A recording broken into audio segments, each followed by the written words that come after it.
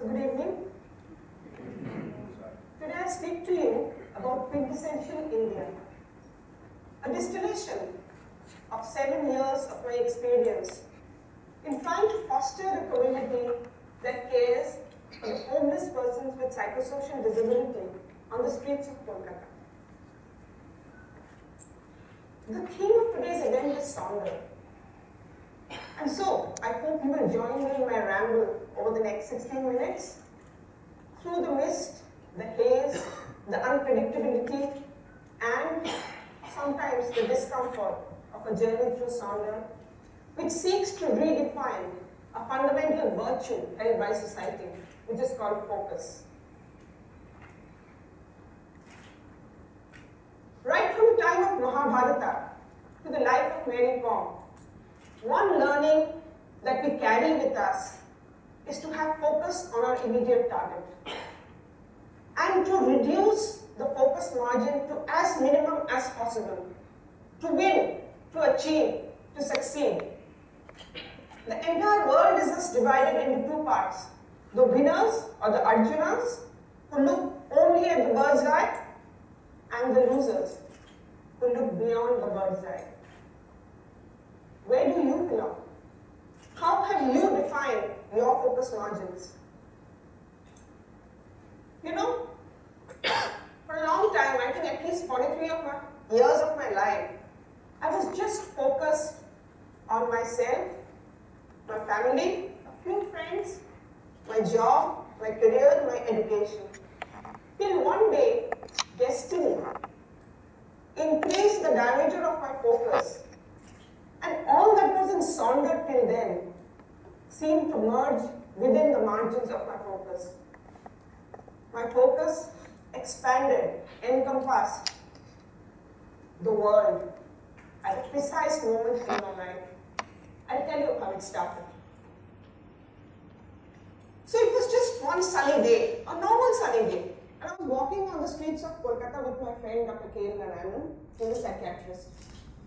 And we came upon this vat near Beniapur, a huge garbage vat where a man sat with a very fierce expression on his face and he was eating from the garbage. Now this was not an unfamiliar sight. I have been born and brought up in Kolkata all my life. But that moment on that day, suddenly this scene which had always been in Sonder came into my focus. I asked Dr. Narayanan, why is this man eating from the garbage? He could jolly well get food from the missionaries of charity which was just on the other side of the road, and they give out food every day. And then he explained to me that this person was suffering from mental illness, and because of the symptoms of his disease, even if food was offered to him, he would actually not be able to accept it. He would not trust the world. So I said that, then what will happen to him with time? And he said that, well, slowly he'll get worse, and one day he may die simply of dehydration. That shocked me. And I just kept thinking, who is this man? Where does he come from? Does he have a family? Do they know that he's here? When he dies, will they ever know that he's no more in the world? And so on. There were no answers about it. But I realized that this was one situation, one kind of person who needed help the most. And at that time, the government, not any other NGO in Kolkata, was actually reaching out to this population. So we decided to work for them. And very interestingly, from the next year onwards, whenever I walked on the street, because all of this had come into my focus by then, I began noticing people on the street, sometimes huddled in the corner of some nook and corner, wearing 3 coats, even on a sunny summer day. Other times they would be trying to control traffic. Other times they would just be walking on the roads without a single thread on their bodies. And the passers-by would look away and continue their journey with a focus. While some would actually make fun, throw scalding hot water onto their bodies just to shoo them away from the dead end. And then we decided we are going to work with these people. We started planning. Some of our friends got together and we started planning. Just some days after that, I met her on the road. She was very agitated. It was Gadiahat Road, a very busy road, and then she just fell down. At a glimpse, I could see that this was not just a mental health issue. It was also a physical health issue because there was a dog bite on her leg.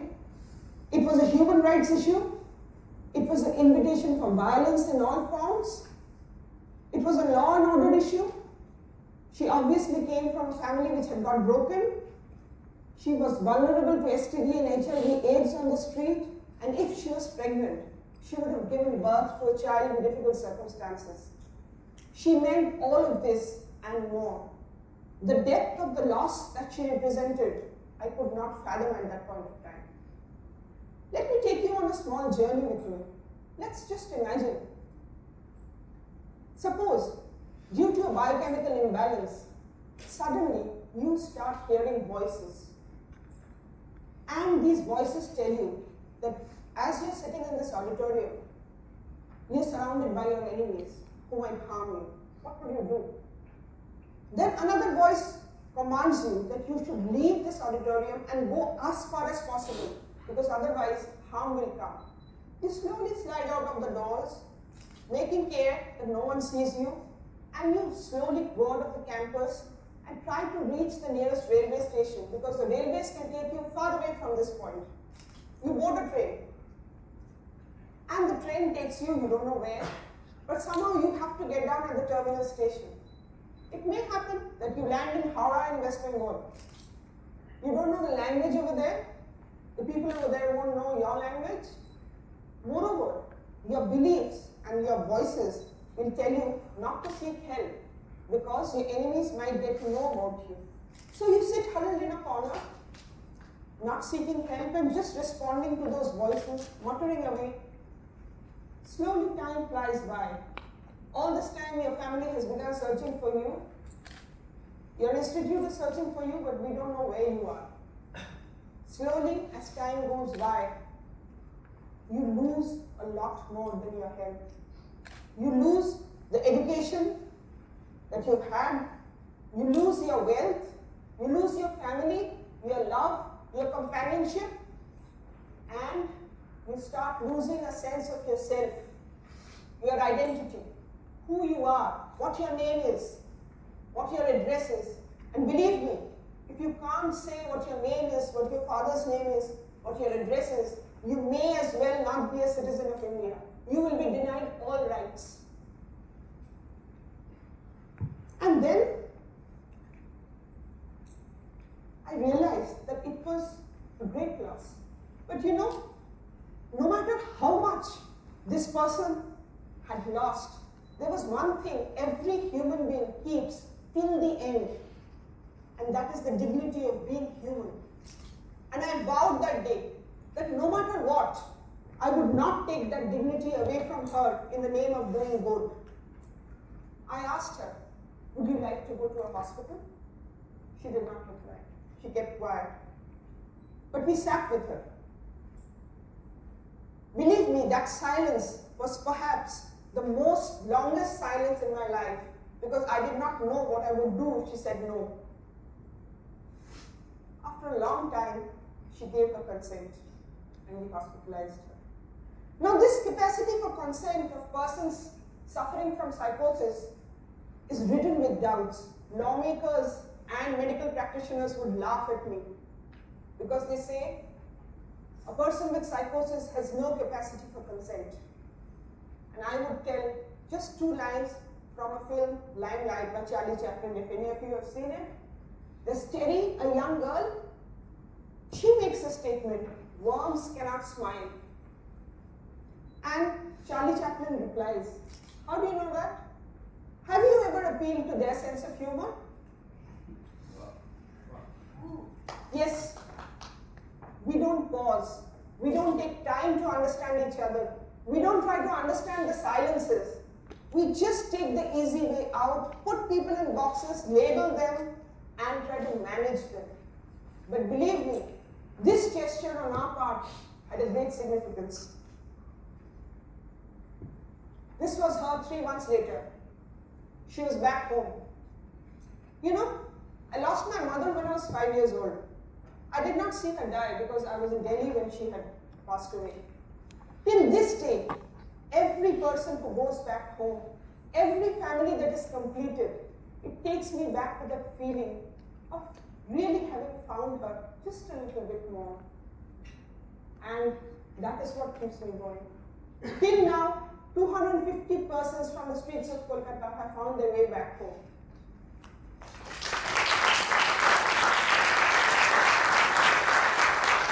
And then I was in a very critical point of this journey. We had found 466 people, and there was no way in which we could hospitalize all of them. We didn't have the resources, we had no funds, very little money, and we didn't know how to go about it. And we knew that we had to do something. This person needed at least basic 3 things: food, medicine, love and care. We could somehow manage to get the food and the medicines. But how would we manage love and care? We didn't know that. And at that point of time, Dr. K. Narayanan, on whom I had depended a lot for this work, he also had a sudden heart attack and he passed away. So there I was trying to figure out what to do, and I knew that there was no going back. I had to go ahead. So necessity has always been the mother of invention, and I decided to tap the resources of the community, ordinary people in Kolkata. And now I will talk to you about the ordinary people of Kolkata who actually engaged, came forward, and made my dreams come true. And I'll introduce you to 4 people. There are 80 people who have helped us, just 4 people. This is Sanjay. He makes tea. He's very good at it, and he loves to chat. This is Kanak Mondal. This is Latika Hallar. This is Mohammad Nihal. And now I will talk to you about the uniqueness which has made me understand what quintessential India is all about. Now, we found Abdullah in a mound of heap, sitting and chanting verses from a holy book. We asked him to come out. We asked him if he had his food, and he said, yes, a person in the community gave him food. So we found out that it was Mohammad Nihal, a grocery shop owner who had given him the food. We went to Nihal and we said, when you give him food, will you actually give him medicine also? He agreed. He said, don't request me, Didi. I am a devout Muslim. It is my duty. And he started giving food. Slowly, Abdullah became better. And slowly, he began to work in Nihal's shop. So there, from the garbage bag, he made his way into becoming a shop assistant. And then one day, he said a strange thing. He announced that his name was Suresh Kamble, and he was from Maharashtra. We tried to find his family, we couldn't find, but he didn't want to go back home. One day, he was living with Mohammad Nihal, when Nihal called me and said, Didi, I have a question. It's okay that Abdullah is living with us, but what will happen when he dies? What is my duty then? Shall I cremate him because his name is Suresh Kamble? Or shall I go as per Islamic rites and give him a burial? I didn't have an answer, so I said, let's ask Abdullah. And you know what Abdullah said? He smiled and he said, this is a second life that you have given to me. The religion within which Nihal Bhai has showered me with love, that is going to be my religion.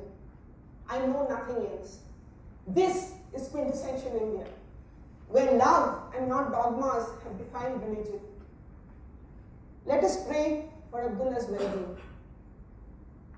Now I will take you to another familiar side of a cycle rickshaw.